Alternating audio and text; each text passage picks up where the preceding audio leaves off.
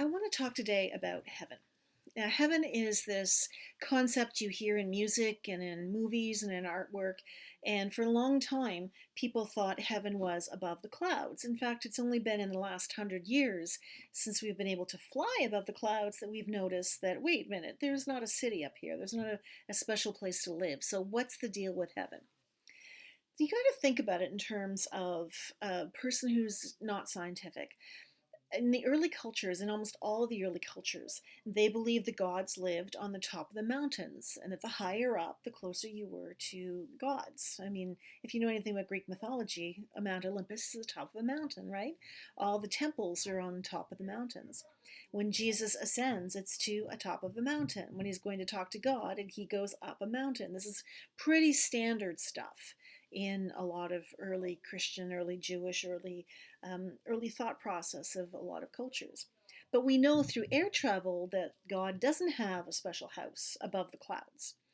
So, what do we do with heaven? What is it? Well, the thing with heaven is it was never meant to be this place where we go after death. That is something that's kind of superficial and not part of anything that's said in the Gospels. What Jesus tells us in the Gospels is that God is in heaven, God is waiting, that there's a place for everybody in heaven. But more significantly than that, after Jesus dies and is resurrected, it is the beginning of creating heaven on earth, or bringing heaven and earth together. And that this is a process that we are part of helping to create. By being inspired by Jesus, by following his teachings, all that social justice stuff that you hear in the Beatitudes and the Gospel of Luke and other places, all that stuff is how we contribute to making heaven here on earth.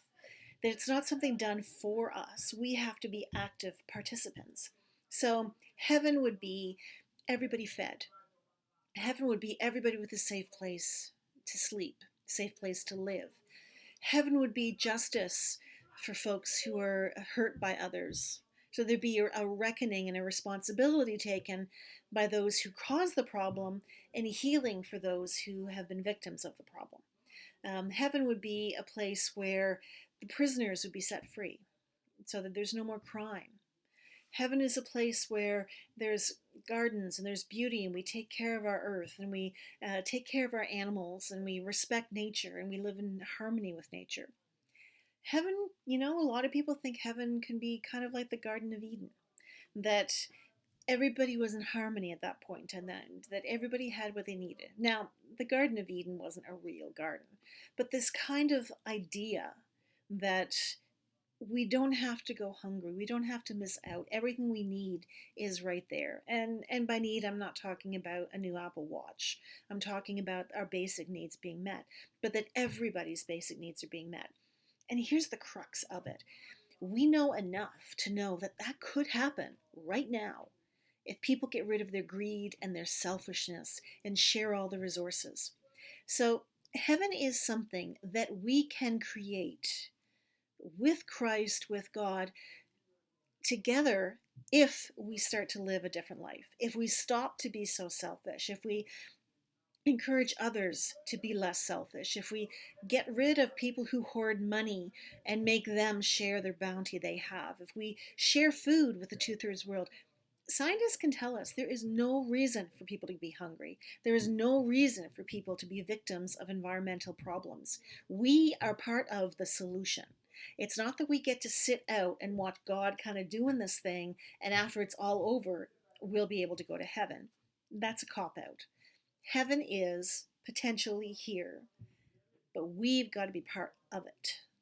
It's not just something that we inherit if we're good through our lifetimes. We have to make it happen. And that's how we're in a relationship with God. God didn't just put us here to be like little dolls or puppets on a string. Our relationship with God is one of mutual work, and that we help each other create what is good for everyone. So the language is heaven is now and not yet. So heaven is something we can create now, but it's not yet fully realized. And it starts with the resurrection of Jesus.